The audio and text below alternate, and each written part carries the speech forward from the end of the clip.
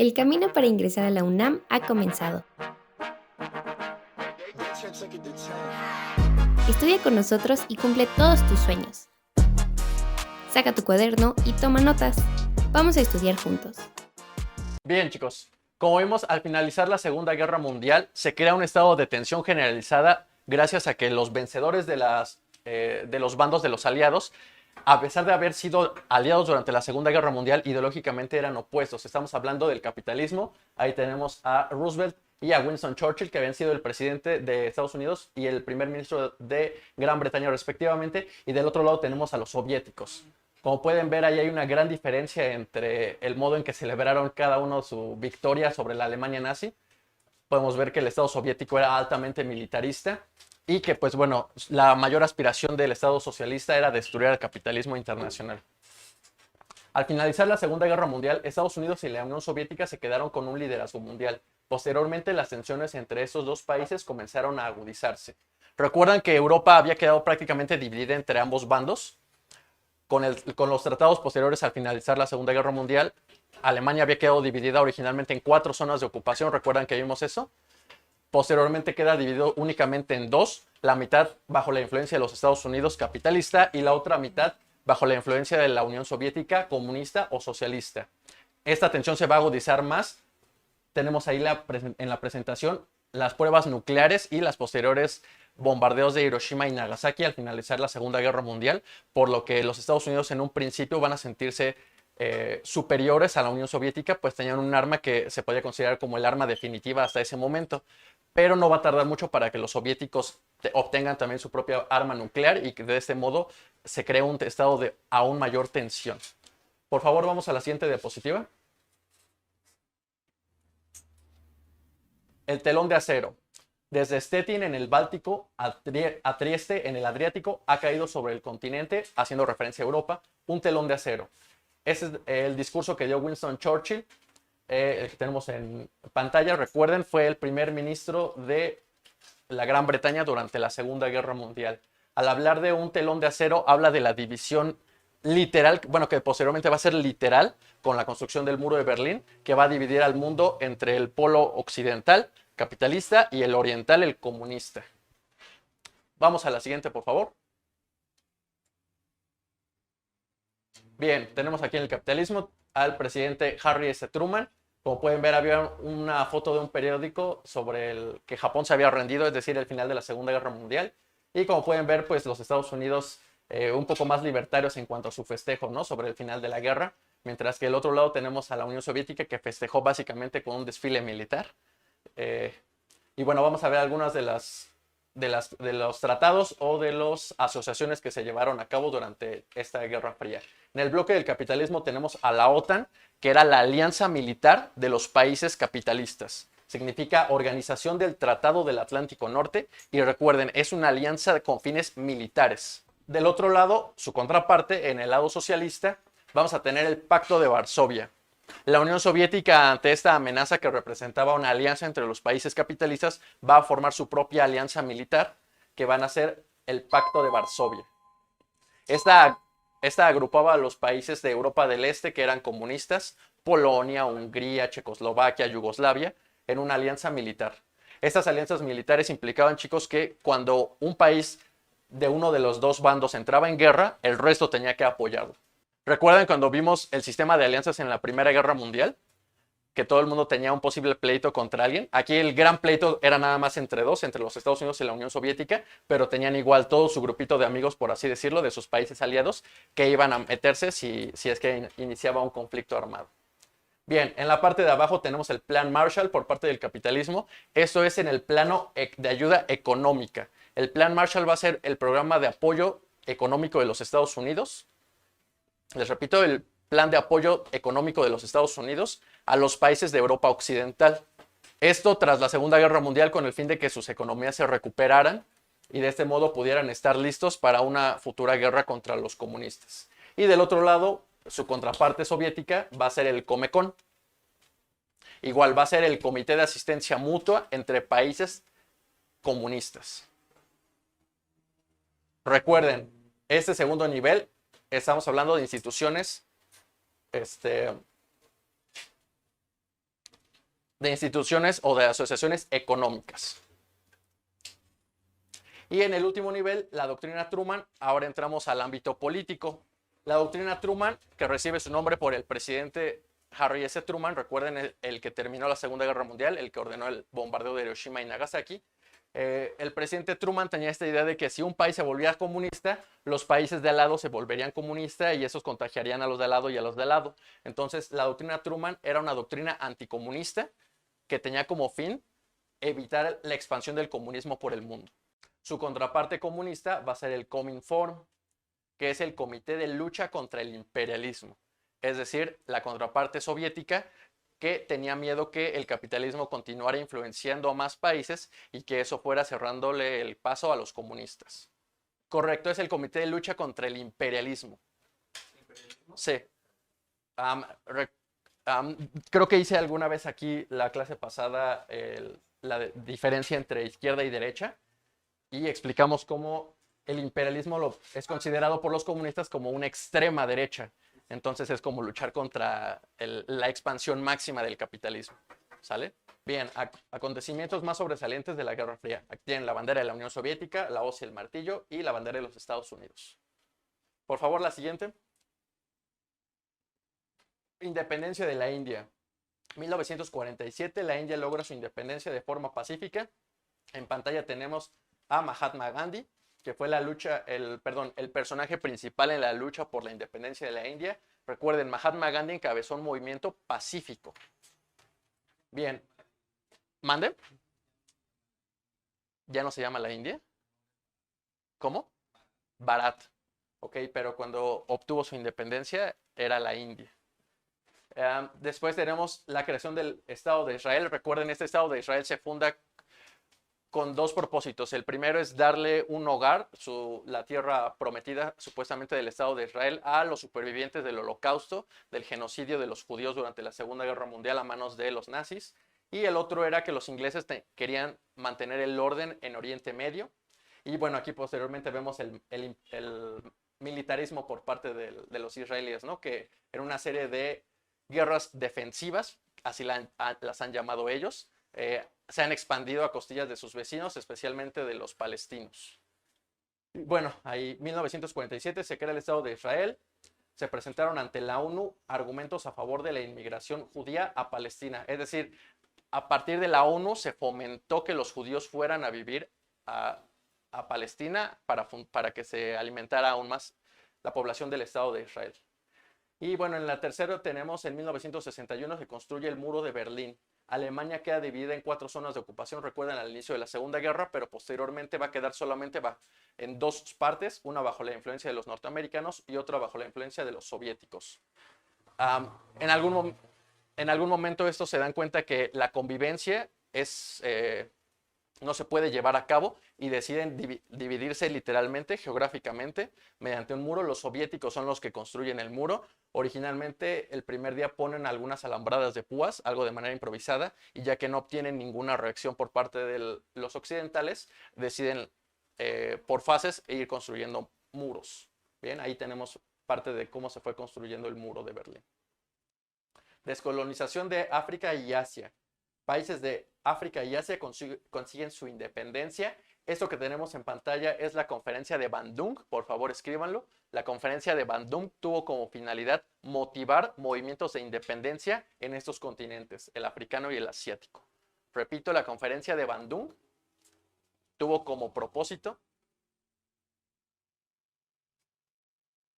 alimentar o alentar la independencia de países africanos y asiáticos.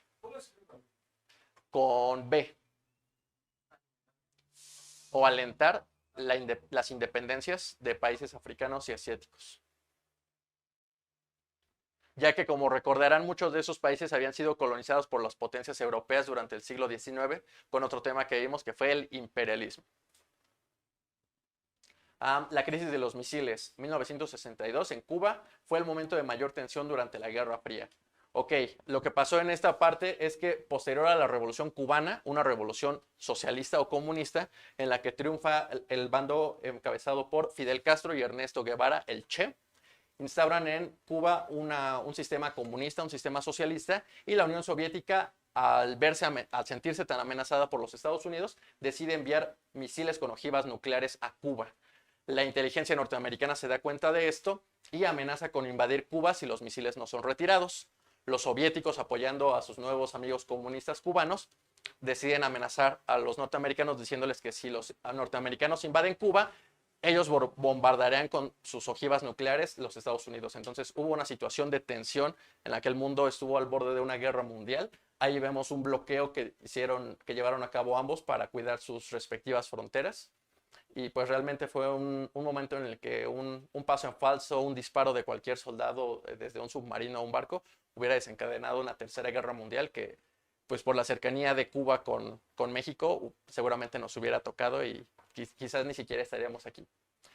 Bueno, también tenemos a lo largo de todo este conflicto de la Guerra Fría, que recuerden, es un conflicto indirecto entre estas potencias, es decir, nunca llegan a enfrentarse de manera directa, pero competían en todos los aspectos. Uno de los aspectos en los que compitieron fue la carrera espacial, es decir, la conquista del espacio. Allí tenemos en pantalla el lanzamiento de un cohete soviético, me parece que es en el que iba Yuri Gagarin, que fue el primer cosmonauta, el nombre de ese entonces para un astronauta, la primera persona que llegó al espacio. Estados Unidos y la Unión Soviética compiten por la conquista del espacio.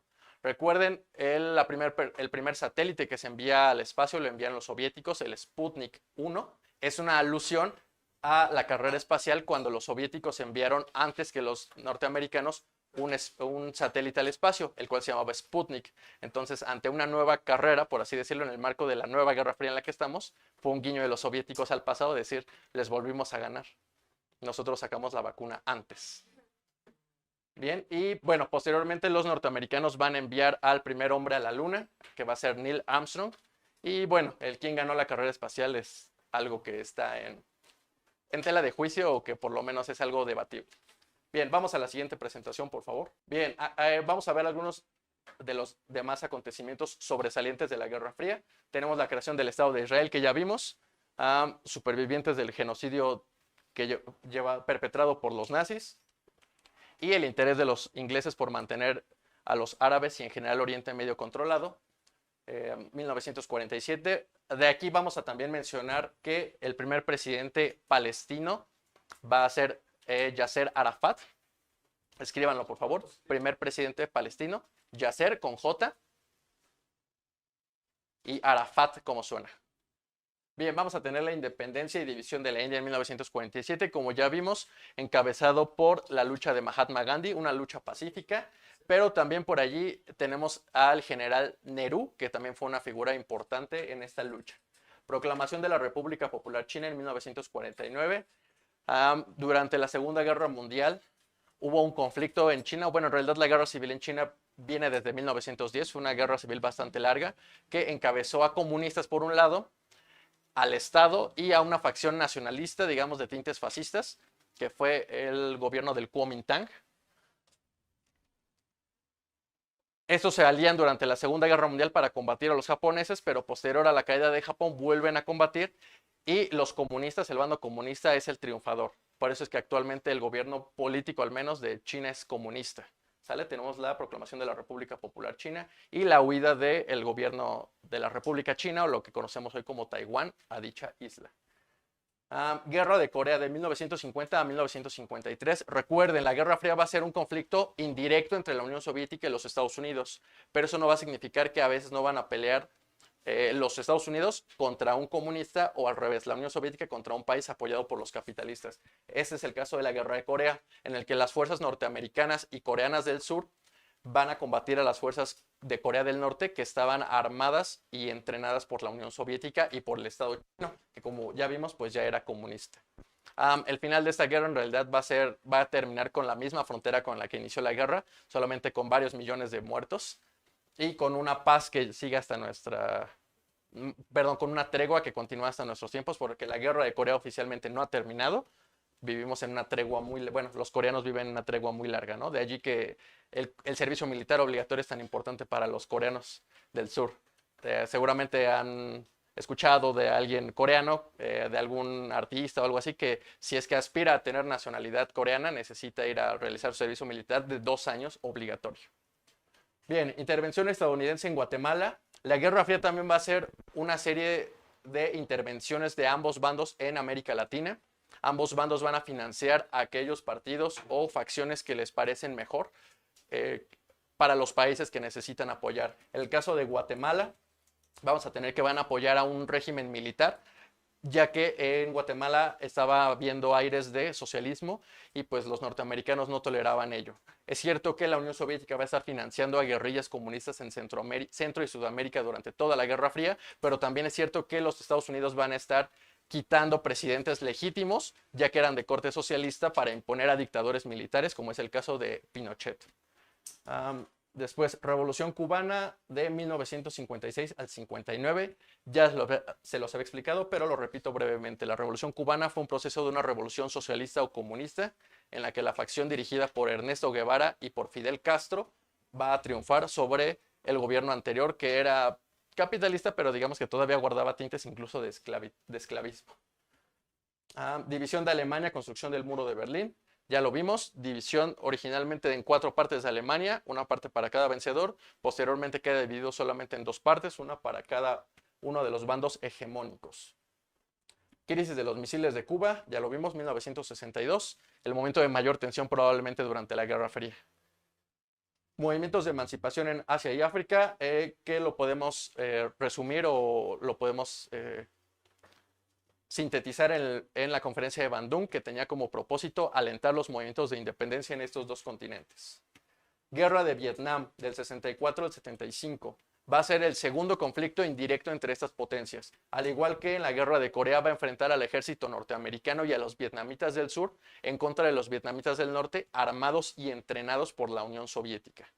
Va a ser una guerra muy larga, una guerra de desgaste, en la que los norteamericanos van a tener que recurrir a muchas tácticas bastante horribles, como incluso el bombardeo de países neutrales, y aún así van a terminar perdiendo la guerra en contra de un país pequeñísimo y de tercer mundo. Bien, conflicto árabe-israelí o guerra de los 6 días, es lo que les había mencionado cuando les dije la creación o fundación del Estado de Israel, que a costillas de sus vecinos va a llevar a cabo una serie de guerras para expandirse. En el caso del conflicto árabe-israelí o guerra de los 6 días va a llevar a cabo un ataque preventivo, así lo denominaba él, es decir, tenía miedo de ser atacado por sus vecinos, así que él atacó primero y va a derrotar a una coalición de países árabes encabezadas por Egipto.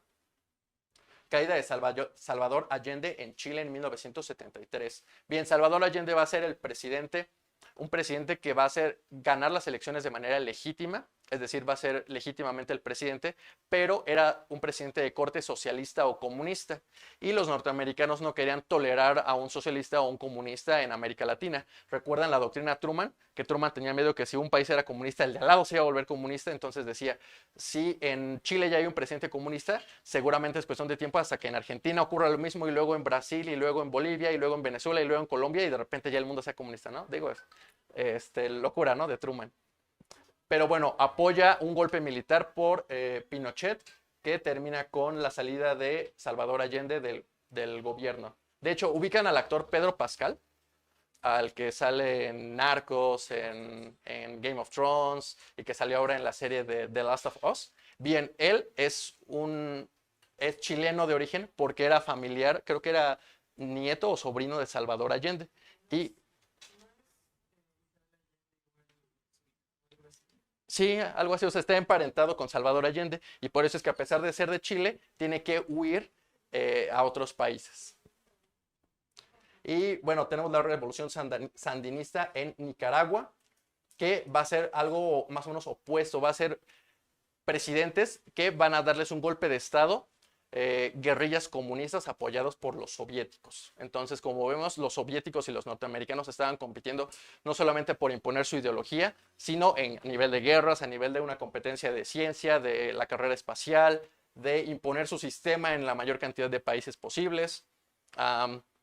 Incluso competían en deporte. Hubo una olimpiada en la que los soviéticos derrotan a los norteamericanos en básquetbol, que es como su deporte más importante y significativo. Los derrotan con una canasta en el último segundo. Entonces, después de eso hubo algunos boicots, por ejemplo, de parte de los soviéticos que no quisieron ir a unas Olimpiadas en Estados Unidos y viceversa. Entonces fue una competencia realmente en todos los niveles. Pero también pues no olviden que para muchos países no tuvo nada de fría la guerra, ¿no? Para los coreanos no tuvo nada de fría, para los vietnamitas, en América Latina en muchas partes que hubo apoyos de golpes militares o guerras apoyadas por guerrillas comunistas apoyadas por la Unión Soviética, pues tampoco fue una guerra precisamente fría. Vamos a las preguntas del examen.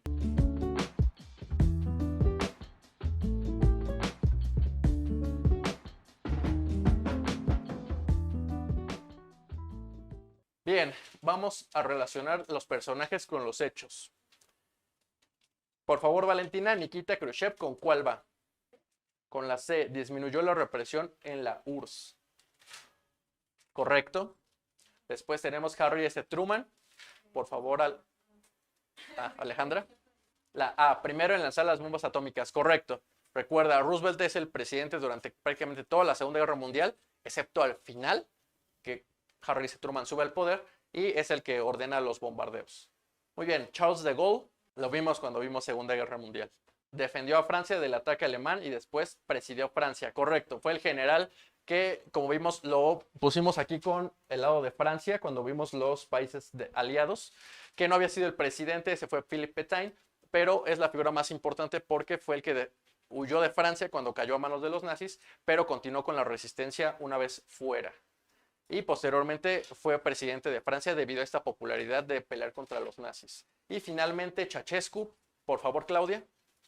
Bien, Ceausescu va a ser un dictador comunista de Rumanía.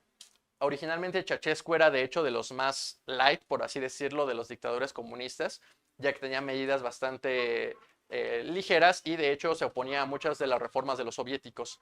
Pero conforme avanzó su gobierno se fue volviendo más represivo y llegó el punto en el que ordenó al ejército disparar en contra de manifestantes pacíficos.